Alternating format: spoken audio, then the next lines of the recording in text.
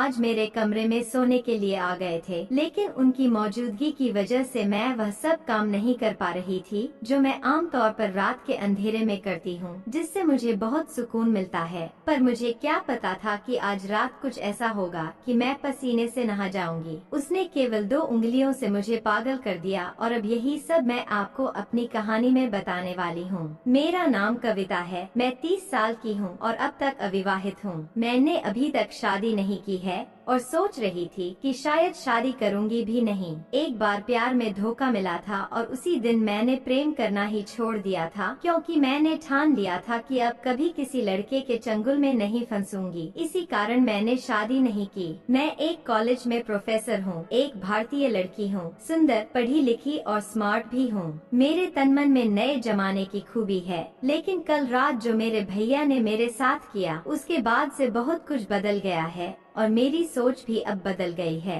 अब मुझे लगता है कि अगर कोई अच्छा लड़का मिल जाए तो शादी कर लेनी चाहिए। कल रात की बात है, मेरे भैया जो 40 साल के हैं और आर्मी में हैं और भाभी का हाल ही में एक बस दुर्घटना में निधन हो गया था। रात का समय था, हम लोग खाना खाकर कुछ देर टीवी देख रहे थे। फिर मैं और भैया छत पर टहलने गए। भैया ग्राउंड फ्लोर पर सोते हैं और मैं फर्स्ट फ्लोर पर। मेरे बगल वाले कमरे में मेरा छोटा भाई सोता है। रात के करीब 1 बज चुके थे और हम दोनों नीचे आ गए थे। तभी भैया मेरे कमरे में आए और बोले, कविता, अभी नींद नहीं आ रही, चलो बातें करते हैं। हम दोनों बिस्तर पर लेटकर बातें करने लगे। बीच बीच में भैया अपने मोबाइल पर खेल रहे थे और मैं भी अपने मोबाइल पर लोगों के स्टेटस देख रही थी। तभी जोर से बारिश होने लगी और हल्की ठंडी हवा भी चलने लगी, जो हमें बहुत पसंद थी। देहरादून की हवा वैसे भी बहुत अच्छी होती है। कुछ देर बाद भैया सोने लगे। मैंने कहा,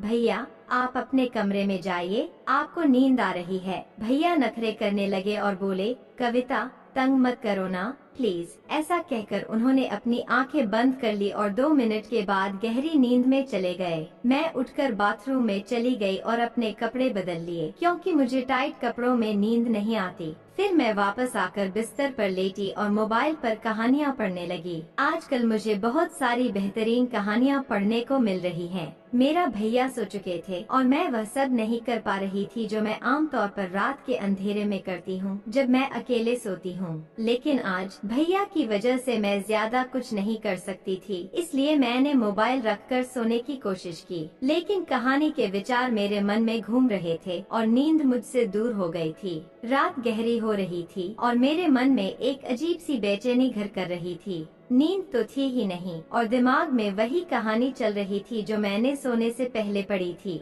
उस कहानी ने मेरे अंदर एक अजीब सी हलचल मचा दी थी और मैं खुद को शांत नहीं कर पा रही थी। भैया पास में ही सो रहे थे और उनकी नींद की आवाज ने मुझे और भी उलझन में डाल दिया। अगर वे वहाँ नहीं होते तो शायद मैं खुद को उस कहानी का हिस्सा बना लेती और वह सब करती जो मुझे रात के अंधेरे में अकेले करने में सुकून मिलता है। लेकिन आज की रात कुछ अलग थी। मैं अपने ही ख्यालों में खोई हुई थी। तभी अचानक भैया ने करवट बदली और सीधे हो गए। मेरी नजर अनायास उस दिशा में पड़ी और जो मैंने देखा उससे मेरे पैरों तले जमीन खिसक गई। भैया ने बहुत पतली धोती पहनी हुई थी और उसकी वजह से कुछ ऐसा दिखाई दे रहा था कि देखकर मुझे शर्म आ गई। मेरी स्थिति और भी जटिल हो गई थी। शर्म आना तो दूर, मैं अपनी नजरें उस पर से हटा ही नहीं पा रही थी। मन में एक अजीब सी उथल पुथल चल रही थी। एक तरफ मैं खुद को काबू में रखने की कोशिश कर रही थी और दूसरी तरफ मेरे अंदर की बेचैनी बढ़ती जा रही थी।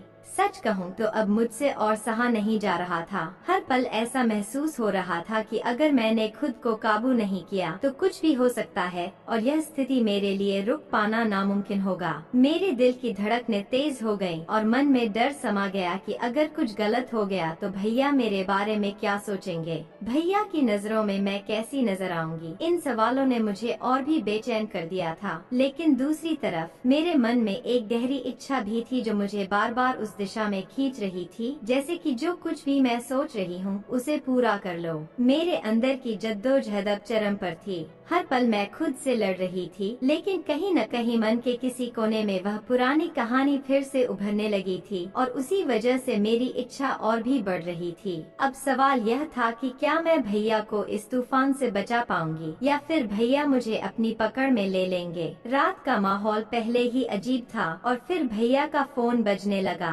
शायद किसी ने उन्हें मैसेज किया था और वह फोन मेरी साइड में ही रखा हुआ था, क्योंकि भैया ने उसे चार्जिंग पर लगा दिया था। सोने से पहले भैया गहरी नींद में सो रहे थे, लेकिन फोन पर लगातार मैसेज आ रहे थे और उनकी आवाज ने मेरी बेचैनी को और बढ़ा दिया। मैंने सोचा क्यों न फोन को साइलेंट कर दूं ताकि आवाज बंद हो जाए, लेकिन साथ ही मेरे मन में एक सवाल उठ रहा था, इतनी रात को भैया को कौन मैसेज कर रहा होगा। मुझे भैया के फोन का पासवर्ड पता था, इसलिए बिना किसी संकोच के मैंने उनका फोन चेक किया। जैसे ही मैंने स्क्रीन पर नजर डाली तो पाया कि भैया की गर्लफ्रेंड उन्हें कई मैसेज भेज रही थी। एक अजीब सी जिज्ञासा ने मुझे घेर लिया और मैं सोचने लगी कि आखिर वह वीडियो किस बारे में होगी। मैंने सोचा क्यों न एक बार देख ही लिया जाए कि वीडियो में क्या है। जैसे ही मैंने वीडियो चालू की, मेरी आंखें जैसे फटी की फटी रह गईं। मुझे समझ ही नहीं आ रहा था कि मैं क्या देख रही थी। उस वीडियो में जो कुछ भी दिखाया जा रहा था वह मैं कभी भी नहीं सोच सकती थी। एक वीडियो खत्म हुई तो मेरे अंदर अगले वीडियो को देखने की तीव्र इच्छा जाग गई। मैंने फिर अगली वीडियो पर क्लिक किया और पल भर में सारी वीडियो देख डाली। हर वीडियो ने मेरी हालत और भी खराब कर दी। मुझे समझ ही नहीं आ रहा था कि मैं यह सब क्यों देख रही थी। मुझे यह इतना अच्छा क्यों लग रहा था, फिर भी मैं रुक नहीं पा रही थी। मेरे हाथ कांप रहे थे, लेकिन मेरी नजरें स्क्रीन से हटने का नाम नहीं ले रही थीं। हर गुजरते पल के साथ मेरी बेचैनी बढ़ती जा रही थी। मैं खुद से जूझ रही थी, ये क्या कर रही हूँ। ये सवाल बार बार मेरे दिमाग में गूंज रहा था, लेकिन अब मैं खुद को बेकाबू होते जा रही थी। वह वीडियो मेरे अंदर के तूफान को और बढ़ा रहा था। अब मेरे अंदर एक अजीब सी हिम्मत आ गई थी, या कहूँ कि मैं अपनी इच्छाओं के सामने बेबस हो गई थी। मैंने फैसला कर लिया था कि जो होगा देखा जाएगा। अब मैं वही करने जा रही थी जिसे मैं लंबे समय से रोकने की कोशिश कर रही थी। मेरे हाथ कांप रहे थे, दिल की धड़कनें तेज हो रही थीं। मैं धीरे धीरे भैया के पास खिसक गई और उसके पास लेट गई। कुछ ऐसा हुआ जैसे कुछ हुआ ही न हो। मन में हलचल मची थी, लेकिन मैंने खुद को संभाले रखा। थोड़ी देर तक मैंने सोने का नाटक किया, ताकि अगर वह अचानक जाग जाए तो उसे यह लगे कि मैं गहरी नींद में हूँ। दिल की धड़कन तेज हो रही थी, लेकिन मेरे चेहरे पर शांति का आवरण था। फिर मैंने धीरे धीरे अपना पैर भैया के ऊपर रख दिया, ऐसा जैसे नींद में अनजाने में कुछ पल ठहर गए हों और भैया हरकत का इंतजार करने लगे हों, लेकिन कोई हलचल नहीं हुई। वह अभी भी गहरी नींद में थे।